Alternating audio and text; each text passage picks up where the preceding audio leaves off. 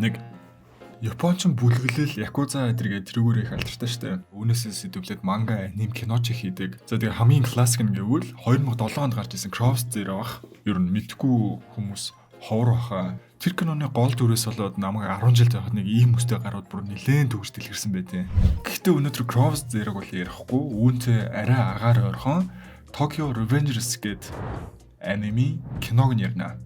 Өг манганы зохиолч нь өөрөө 2000 оны ихээр гэнг бүлэгт хариалагддаг байсан ч гэх юм байлаа. Хайртай хүнээ аврах гэ цаг хугацаагаар аялаа. Дээрээс нь зэвүүн бүлэглэлүүд гээд ийм аним байдаг гэх төдийд л надад шууд үзмээр санагдаад 2021 онд гараад нэх удаагаа вахтан шууд үзээд их таалагдчихсан байдیں۔ Тэгээ өнөөдөр та бүхэндээ энэхүү алдартай аниме лайв акшныг сонирхолж байна. За тэгээ бичлэгийн эхлээс өмнө манай сувгийг үздэг хүмүүсийн бараг 70% subscribe дарахгүй үздэг юм байлээ. Хэрвээ та дараагүй бол subscribe-а дараад үзүүлэх баярлалаа. Ингээ бүгдээрээ бичлэг рүү орцгоё.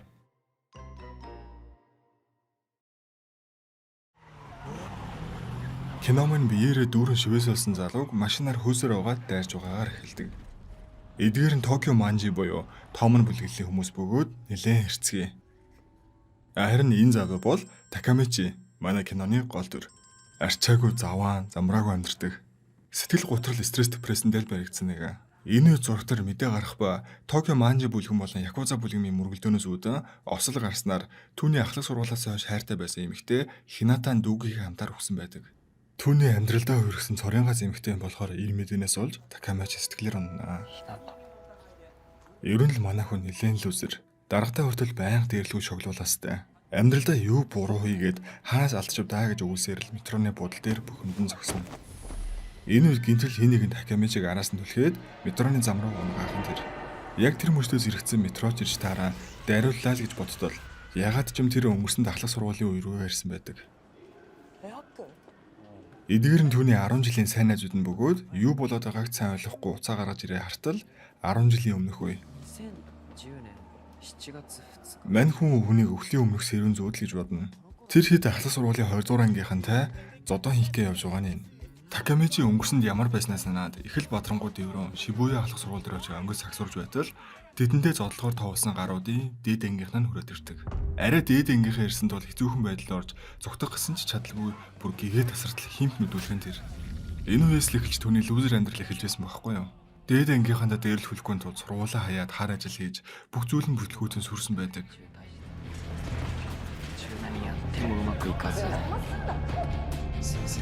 Өнгөрсөнд буцаад ирэх боломж гарсан ч өөрнийгөө өөрчилж чадаагүй даа хэл сэтгэлээр онно. Гинт түүний бодолд Хината орж ирэх ба түүнтэй уулзахаар гэрт нь очдог. Шархыг нь цэвэрлж наалт нааж өгөн Такамичи их л анхаарч халамжилдаг байсныг нь санана. Ингээд тэндээс буцаад явж байхдаа Хинатагийн дүүдэд дарах ба эгч та хоёр ч 10 жилийн дараа үхэн. 10 жилийн дараах 7 сарын 1-ний өдрийг сайн санаарай гэж захид загсаар гар барихад буцаад одоо цаг руугаа шилжихэн тэр. Такамичи метронд дайруулгын яг өмнөхөн аврагдсан байх ба түүнийг өнөх өгшгсөн байх ёстой Хинатагийн дүү Нато аварсан байдаг. Ингээд сэрүүн зүдэлсэн биш жигнэсээ өнгөрсөнд очоод бүр зарим зүйлийг өөрчилснөө мэдж байгаа. Харамсалтай нь ихтэй 7 сарын 1-ний ослыг хэл санаасаар байсан ч их чинь итгэлгүй өгөж дүүн ганцаараа амьд үлдсэн байгаа нь юм. Токио Манжи бүлэглэл нь томорсоор одоо ихэнх хар тамхи алган хэрэгтэй холбогдож хуулийн байгууллага хүртэл арга хэмжээ авч чадгаа байсан юм байлээ л дээ. Токио Манжи бүлэглэл анхнаасаа инхлээ томроогүй байсан бол ийм зүйл болохгүй байх байсан. Нато Такамичи хоёр гар барих үед Такамичи өнгөрсөн лөө шилждэг юм байна л да. Үүнийг Нато мэдчихсэн ба Такамичи өнгөрсөн лөө буцааж Токио Манжи бүлэглэлийг томруулахгүй байх арга хэмжээ авахар болдог. Ингэснээр л Хинатаг аварна. Такамичи шууд зодуулаад л сэрэх бай. Сэрэх үед нь дахиад л нөгөө дөрөв найз нь түүнийг өгтөж авдаг. Манай хийдийг хиймх нүцэн дээд ангийн гарчаа сурагчдыг хооронд нь зодтолдуулж бахаа хангаж байгаа юм. Энэ атманыг нь Киомаса гэх ба Токио Манжи бүлэглэлийн гишүүн. Дараагийн тулаанд манай дөрвийн хамгийн бие мутагийн дуудчихсан тэр. Үүнд хорсон Акун гэх найз нь Киомасаг хутгалаараа явах үед ирээдүйг хэдий мэдж байгаа Такамичи түүнийг зөксөж харин өөрөө Киомасаг халз тулаанд дууддаг. Түүнд ханза хэрвээ би ялвал намайг Токио Манжи бүлэглэлийн толгойлогчтой уулзуулаарай гэхэд толгойлогчийг нь хамаагүй дуудлаа эдгэж уурлал манай өнийг хинх зодноо. Такамичи бууж өгүүлэхгүй зодолцоор байх хэдий ч ягаад ч барахгүй. Алуулгын даваа дээр Томны номер 2 трак нь толгойлогч Майк нар ирж зод お ныг зогсоож байгаа нь. Ой, Киомаса. Ийм зодон зохион байгуулсан нь хоёр толгойлогчдод таалагдахгүй ба Киомасаг бүлэглээсээ хөөгөө Такамичиг чи миний найз шүү гэж хэлээд явдаг. Зоргийг нь үнэлсэн гэхүү дээ. 竹道か。お前今日から俺のダチな。 Ингээд боолын амьдралаасаа салсан хэд маш баярлаж Такамичи найзуудаасаа салаа найз охинтойгоо галын надам үзнэ. Зориг гаргаад түүнийг өглөөд авлаа гэтэл андуураад Натогийн гарыг бариад авсан байх нь тэр. Такамичи Майк нарын уулзныг мэдсэн Нато төлөвлөгөөгөө өөрчлөө шууд л Майкийг алахыг шаарддаг. Ингээд Такамичи буцаа сургууль дээр ирээл явж итэл Майки Дракен хоёр сургууль дээр нэрцэн сургуулийнхныг нүүрнүүд үзодноо. Энэ хоёр бол зүгээр л мангасууд. Такамичиг л авч явах гэж байгаа. Хурган найзууд болох гээл ахгүй юу гэнэ. Яг сургуулаас гарах гэж байхад нь Хината ирээд Майкийг өвгийн зөрүүгөө алгадаал авдаг. Үүнд нь уурсан Дракен Хината руу дайрахад Такамичи яаж зүгээр зогсохов. Айсандаа өмнөндөө шийдэх нь холгүй ч гэсэн найз өхнөө хамгаална. 話せバカ野郎。竹道か。いや知らねえよ。 Гэсэн чинь анханасаа Майки Дракен хоёр эмхтэн гар хүрдэггүйд бол Такамичиг яахыг л харсан юм байлээ л дээ. Тэр хоёр хүн бүр бие биеийн төлөө амиач өхөөс буцахгүй тийм бүлэгмийг бие болгох мөрөдөлтөөлсөн байлээ. Хүчтэй хүмүүс маш их байдаг ч чамшиг өөрийнхөө чухал зүйлийн төлөө хинтээ зүрдэг хүн маш ховор байдаг айл гин. Энэ хоёр бүр яавч гинт хэрэг ийм хийгэр хоёр биш байгаа аахгүй юу гэн. Бүлгийнх нь уулзалт ч нэлээд ширүүхэн. Токио Манжи бүлгийн энэ гишүүнийхэн найзыг өөр бүлгийнхэн зодож найзынхаа найз өхнийг чирцгээгээр зодсон хэрэг гарсан. Тийм болохоор найзынхаа өшөөг авч өгөхөөр тэр бүлгийг буулгаж авна гэж Майки бүлгийнхэндээ мэдгддэг.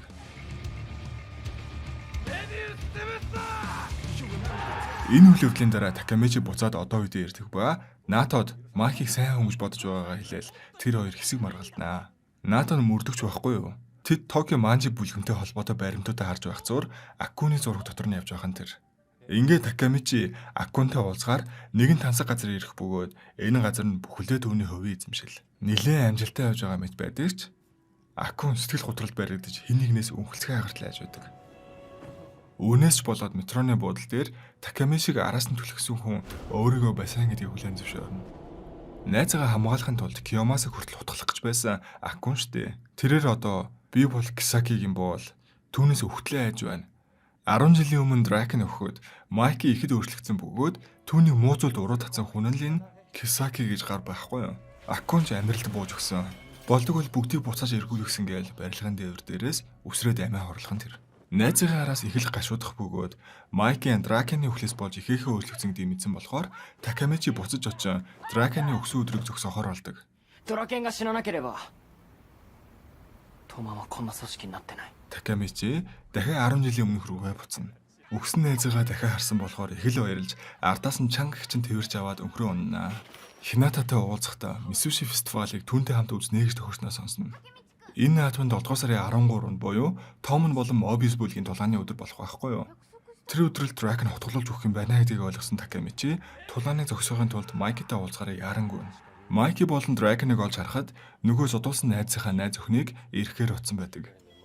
Толгойн хаагарч нэг нүднийх нь бүрхүүж гимтэй бүх бие нь хөөх ницэлсэн. Охины аав Майки Дракен нарыг хармагцаал хог шараар нь дуудан хөөн урлахад хэдий октоосоо тэдний буруу бичгэлээ Дракен охины аавын өмнө толгой бүхийн биднийг өршөөгөрөө л гэдэг. Сэтгэл нь маш их өвдөж зүрхэн шимчирж байгаа аав ээж хоёрын сэтгэлийг ойлгож байгаа л гэсэн үг. 申し訳ありませんでした。 返してくれよ娘を。 Дракен Майкид бид өөрсдийнхээ асуудлыг дотроо шийдэх ёстой. Бүхийг толгой байхгүй байж болно. Гэхдээ хүнийг бодох сэтгэл зүрхтэй байлыг сануулдаг. Ийм болохоор л Майкич Дракеныг өргөж дэрэгтэн байдагт баярлнаа. Энэ бүх үйл явдлыг харсан Такамичи Дракен бол Майкийн сэтгэл зүрх учир Дракен өхөж болохгүй гэдгийг бүр ч ихээр ойлгоно. Ингээд Такамичи Мобистэй их мөргөлдөөнө болохыг хүсэн муу совин татаад байна. Хин нэг өхөж мэднэ гэсэн ч Майки нэгэн шийдсэн байхад мөргөлдөөн болохоос аргагүй. Энэ үедээ зэрэгцээд Мобис бүлгийнхаа тэдний гиндүүлээ сарвчанд бөөнөрөө дайраад ороод ирдэг. Хоёр найзаагаа зодуулсан Па Мобис бүлгийн толгойлогч руу дайрсан боловч тэр толгойлогч нь боксчин байж таараа түүнийг хөнкөн буулгаад авна. Үүний дараа харин Майки Мобис бүлгийн толгойлогчийг ердөө хоёрхан хөдөлгөөнөөр унгаахан тэр.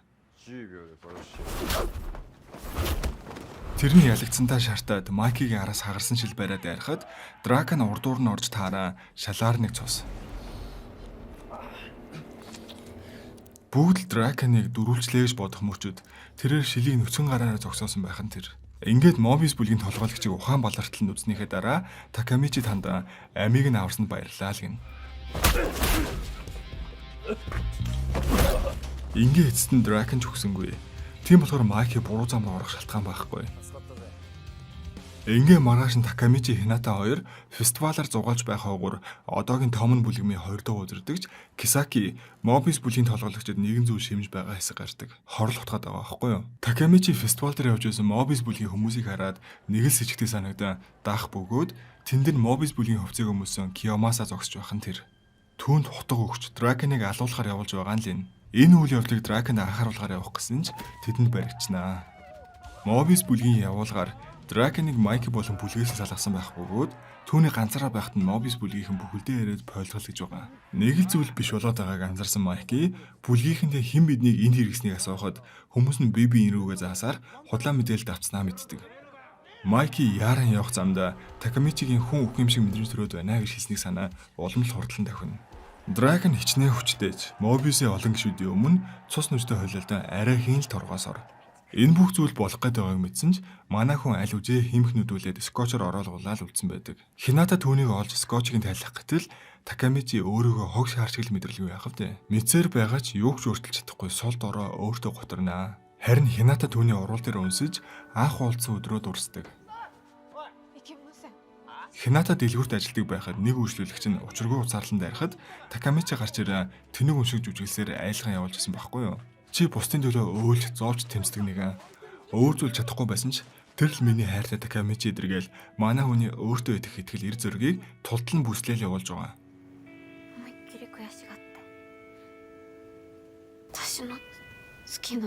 Би өрөвдмөр сул дорой нэгэн байж болох ч чамайг заавал хамгаалнаа гэж амлаад цааш явдаг. Энэ үед Дракон маш ихээр тамирдын ялагдаж байхад Майки ирж таархан тэр. Ингээ хоёр бүлгийн хоорондох жинхэнэ тулаан эхэлнэ.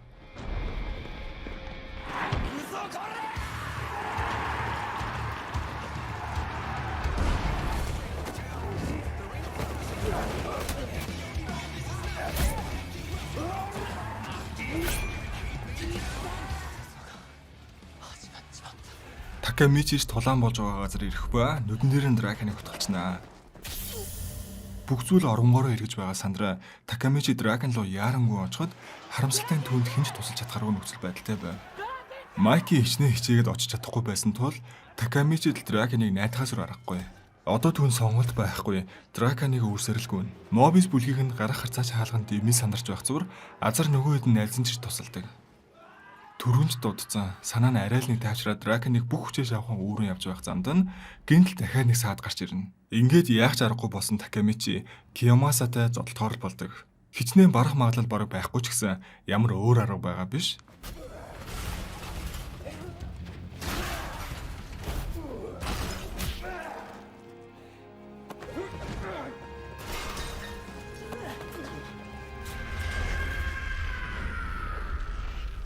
Удаан үргэлжилсэн тулааны эцэст Такамичи Киомасагийн ар нуран дээр гарч түүнийг боож унгааснаар ялхан тэр. Бүлэг хоорондын тулааны эцэст Майкл ганцаараа үлдсэн байдаг. Тулааны дараа Томон бүлгийн бүхэл гишүүд хүүхнээс цуснаж болсон байдалтай эмнэлгийн өрөөний гадаа Драконы хагалгааны хариуг сонсохоор хүлээн зогсоно. Драконы ам үхлийн ирмэгдэр.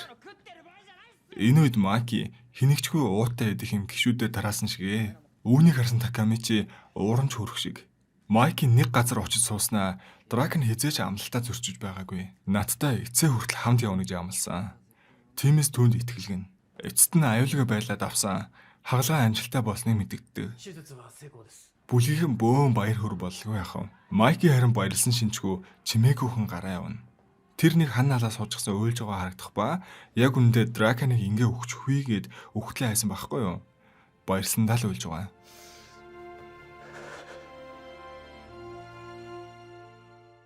Ингээд Дракон аврагдсан болохоор одоо Аккун болон Хината нарын өхөрөөдөө өөрчлөгдсөн байх ёстой гэж бодсоор л баярлангуйна.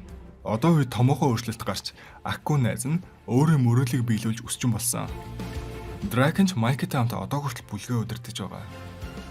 Такамичи Натагийн гэрт ирээ Хината байгаа эсгийг шалгах тэрхүү агшинд Хината хаалга тайснаар кино маань дуусна.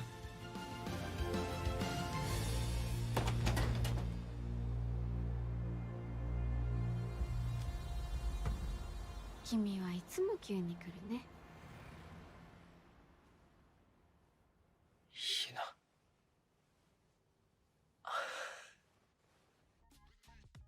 Энэ удаагийн бичлэг энэ хүрээд дуусч байна. Хэрвээ танд бичлэг маань таалагдсан бол лайк дарахаа бити мартаарай. Ингээд дараагийн бичлэгээр уулзтлаа. Түр баяр таа.